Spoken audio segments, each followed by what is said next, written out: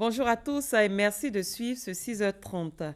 La Haute Autorité de la communication audiovisuelle a présenté, la Haute Autorité pour la bonne gouvernance a présenté son bilan au président de la République, un bilan établi après 2 ans d'activité. Ce premier rapport se résume en 4 axes. Créée en septembre 2013, la Haute Autorité pour la bonne gouvernance a été mise en place par le gouvernement dans le cadre de son plan national de lutte contre la corruption. La Haute Autorité de la communication audiovisuelle a elle aussi présenté le bilan de ses activités au chef de l'État. Ce rapport porte essentiellement sur le contrôle du pluralisme d'expression, la couverture médiatique de l'élection présidentielle de 2015 et la mise en œuvre effective de la libéralisation de l'espace audiovisuel en Côte d'Ivoire. La Banque africaine de développement a fait cas de ses projets pour la Côte d'Ivoire. C'était à l'occasion de la traditionnelle rencontre de l'institution avec le corps diplomatique tenue hier, au menu des échanges sur les initiatives qui vont faire reculer la pauvreté sur le continent. Lansine Bakayoko, Jean-Jacques Kwame. Le président du groupe de la Banque africaine de développement BAD envisage d'imposer un nouveau rythme à son institution. Face aux ambassadeurs accrédités en Côte d'Ivoire, Akiwumi Adesina résume sa feuille de route en 5 priorités. Éclairer l'Afrique, nourrir l'Afrique, industrialiser l'Afrique. Il faut une intégration de l'Afrique. Il faut améliorer la qualité de vie des peuples africains. Parmi ces priorités, le secteur énergétique occupe une place prépondérante, d'où un nouveau pacte pour l'énergie en Afrique. Ce New Deal repose sur l'exploitation et la valorisation du potentiel des énergies du continent, à la fois classiques et renouvelables. L'Afrique perd aujourd'hui 5% PIB chaque année à cause du manque d'électricité. Pour le financement de ce vaste projet énergétique, un portefeuille d'environ 6 000 milliards de francs CFA, investi dans l'électricité pour sortir de l'obscurité, mais surtout pour optimiser le secteur privé, réservoir de richesses et d'emplois, la Côte d'Ivoire, qui aura tout donné pour faire revenir la banque à son siège statutaire, aura sa part du gâteau. Nous avons pris la décision de renforcer notre financement pour le gouvernement de la Côte d'Ivoire dans les secteurs agricoles et diversification de ce secteur avec le secteur privé, les transformations, valeur ajoutée de tous les produits ici. Nous avons aussi discuté concerne par exemple la situation de la création de l'emploi pour les jeunes. En mars prochain, une réunion aura lieu à Abidjan sur la réactivation du Fonds africain de développement. Le Palais de la Culture de Treichville a abrité hier une cérémonie. Il s'agit de la remise officielle du prix UNESCO-UNAM à l'écrivain ivoirien Bernard Dadier. À cette occasion, un hommage lui a été rendu, le témoignage de Serge Colléa. Du haut de ses 100 ans, Bernard Belin Dadier, le natif d'Assini dans le sud de la Côte d'Ivoire, fait son entrée dans la 1500 places du Palais de la Culture de Treichville, Bernard Dadier. L'homme, accompagné du ministre de la Culture et de la Francophonie, reçoit la reconnaissance d'un public sous le charme de son riche parcours littéraire long de 80 ans. Quoi de plus normal, puisque la justesse du message humaniste véhiculé dans ses œuvres a définitivement dépassé les frontières du continent noir pour asseoir l'hégémonie du père des lettres ivoiriennes au cœur même de l'UNESCO à Paris. Bernard est le lauréat du prix UNESCO-UNAM, financé par l'Université nationale du Mexique. Il a été choisi devant 19 personnalités et organisations mondiales.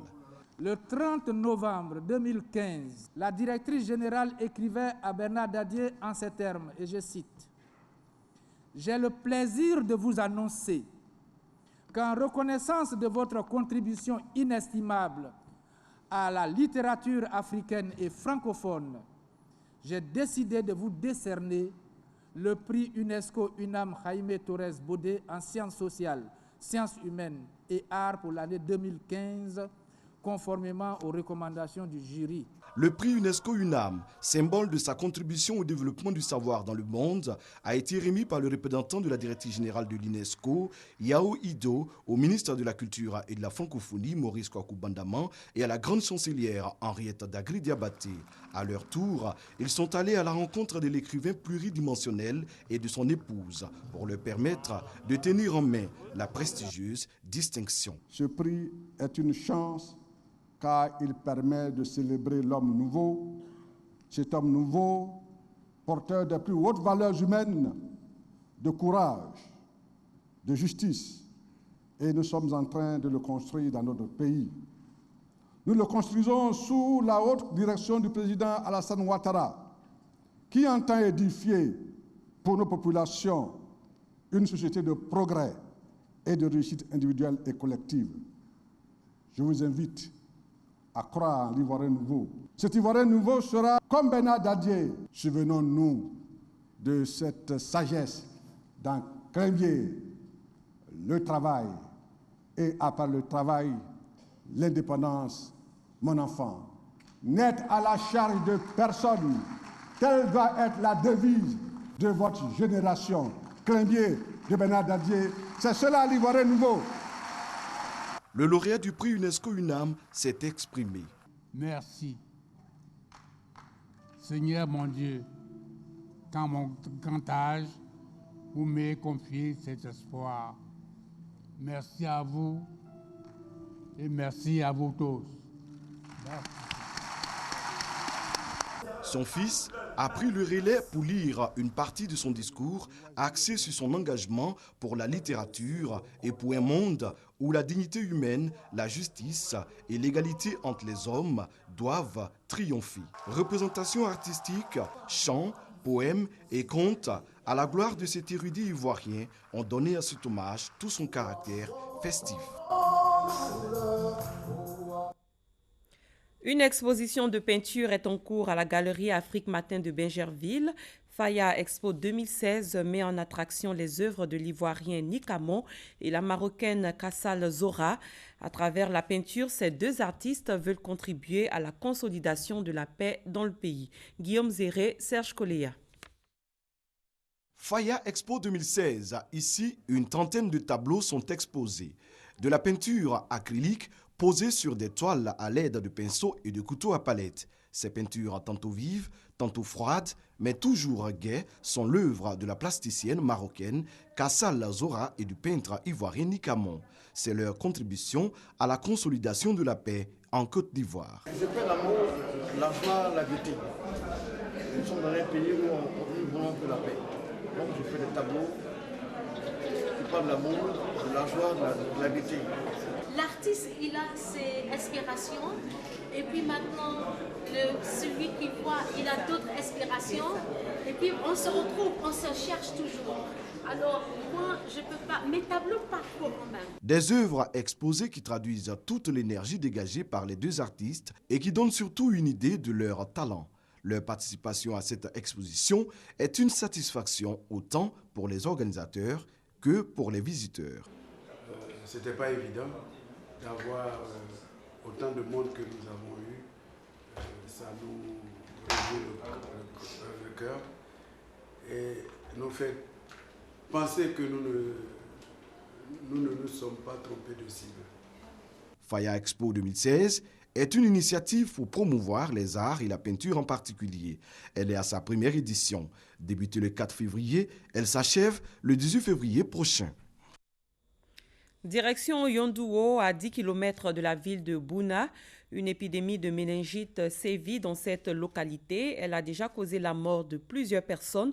Cette pathologie avait d'abord été prise par les populations pour une maladie mystérieuse, mais avec l'aide des autorités sanitaires, elles ont fini par réaliser qu'il s'agissait tout simplement d'une autre forme de méningite. Moussa Konaté est notre envoyé spécial dans cette localité. Douleur et tristesse se lisent sur les visages. La famille Somme est en deuil. Elle a perdu 2 enfants, un autre dans un état critique. Tous sont victimes de l'épidémie de méningite qui sévit depuis plus d'1 mois dans le village de Yondouo, à 110 km de Bouna. J'ai l'impression de rêver. J'ai perdu 2 enfants en 3 jours. Actuellement, il y a un autre qui est couché à l'hôpital. J'arrive pas à comprendre ce qui se passe. C'est la désolation dans tout le village. 18 morts ont été enregistrés. Plusieurs autres personnes encore hospitalisées. L'inquiétude gagne du terrain chez les populations qui parlent de maladies mystérieuses. On ne sait pas d'où vient cette maladie. C'est du jamais vu. Depuis moi je suis né, je n'ai jamais vu un village comme ça. Durant un mois, le décès c'est suivant. Et la personne c'est la tête c'est le cou c'est la poitrine, les côtes. En même temps, dans le coma, la personne meurt. C'est du jamais vu. Mal de tête, douleur à la poitrine, fièvre. Les victimes présentent les mêmes symptômes. Selon les autorités sanitaires, il s'agit bel et bien de la méningite, mais d'un autre type. C'est la méningite, mais à pneumo. La méningite qui est provoquée par le pneumocoque, qui est un gène contre lequel nous n'avons pas encore de vaccin. Mais il y a des médicaments efficaces. Quand le malade est pris très tôt, quand on le met sous traitement, au bout d'une semaine, ça commence à aller. Le mal désormais identifié, les malades sont donc pris en charge. Cette jeune fille s'est remise de la maladie après avoir reçu des soins. J'avais mal à la tête, au cou, à la poitrine. Arrivé au dispensaire, on m'a mis un sérum et on m'a donné des comprimés. Aujourd'hui, ça va un peu. Aujourd'hui, la situation, je peux dire, est sous contrôle. Mais aujourd'hui, ce qu'on doit faire, c'est surveiller. Continuer de surveiller. Chaque fois qu'il y a un cas suspect, il faut l'envoyer à l'hôpital. Donc, c'est l'appel que je peux lancer à la population. Dès qu'ils se trouvent confrontés à ces signes-là, que nous appelons des signes dus à la méningite, qu'ils se rendent rapidement au centre de santé. La situation sous contrôle, mais les habitants de Youndour vivent dans la psychose. Leur souhait, être débarrassés de cette maladie qui a endeuillé plusieurs familles. Un remaniement ministériel a eu lieu hier en France. Il a été marqué par l'entrée au gouvernement de 4 nouveaux ministres. Jean-Marc Ayrault, ancien Premier ministre, a été nommé ministre des Affaires étrangères. Les écologistes sont aussi revenus au gouvernement. La nouvelle équipe gouvernementale compte désormais 38 membres, dont 19 hommes et 18 femmes. L'offensive du régime syrien appuyée par l'aviation russe se poursuit dans la province d'Alep. L'armée syrienne a repris de nouveaux secteurs et assiégé les rebelles dans les quartiers est de la ville. 350 000 civils commencent déjà à ressentir les effets d'un blocus. L'étau se resserre sur Alep, deuxième ville syrienne, et majoritairement entre les mains des rebelles.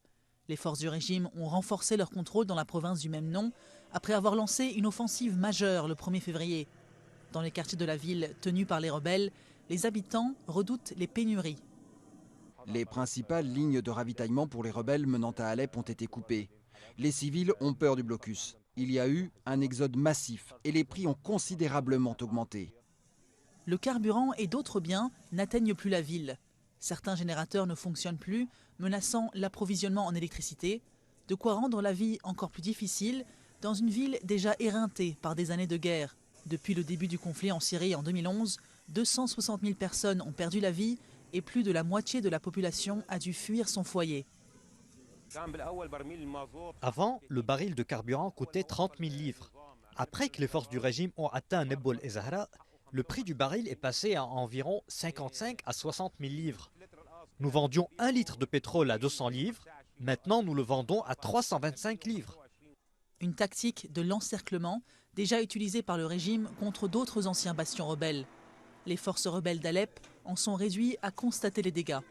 Ce n'était pas que le régime, il y avait aussi des milices irakiennes et iraniennes, l'aviation russe et des armes lourdes. C'est ce qui les a aidés à atteindre Nebol et Zahra et à couper les routes de ravitaillement vers Alep. Avec l'aide de Dieu, nous allons faire tout notre possible pour reprendre ces zones parce qu'un siège sur la ville serait un désastre. L'assaut lancé par le régime sur la province d'Alep avec l'aide de l'aviation russe a déjà fait plus de 500 morts depuis le début du mois. Des milliers de personnes ont fui en direction de la frontière turque, mais la Turquie, qui accueille déjà 2,7 millions de réfugiés syriens, redoute un nouvel afflux et n'a toujours pas ouvert ses portes. Pris au piège, les déplacés n'ont plus qu'une seule option, attendre. Le président mauritanien Mohamed Ould Abdelaziz a une fois de plus procédé à un remaniement du gouvernement. Le ministère des Affaires étrangères change pour la première fois de titulaire en moins d'un an. Isselkou Ould Ahmed Zidbi détient ce portefeuille. Celui de la santé est revenu au professeur Kane Boubacar. En Afrique du Sud, la police a dispersé hier à coups de grenade des manifestants rassemblés à proximité du Parlement au Cap. Ils appelaient à la démission du chef de l'État. Jacob Zuma devait prononcer en début de soirée son discours annuel sur l'état de la nation. C'est la fin de ce 6h30. Merci de l'avoir suivi. Très bon début de journée à tous et à toutes.